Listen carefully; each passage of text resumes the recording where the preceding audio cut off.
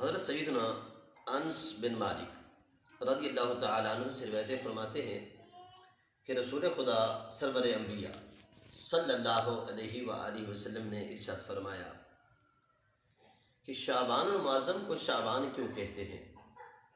شعبان المعظم کو شعبان اس لیے کہتے ہیں کہ اس مبارک مہینے کے اندر ماہ رمضان المبارک کے احترام کے لیے نیکیاں بڑھ جاتی ہیں، نیکیاں پھیلتی ہیں، نیکیوں میں اضافہ ہوتا ہے۔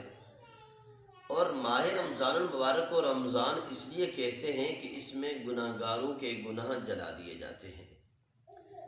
شعبان المعظم کو شعبان اس لیے کہا جاتا ہے کہ اس ماہ میں روزے دار کی نیکیوں میں درختوں کی شاخوں کی طرح اضافہ ہو جاتا ہے اور وہ جنت میں داخل ہو جاتا ہے۔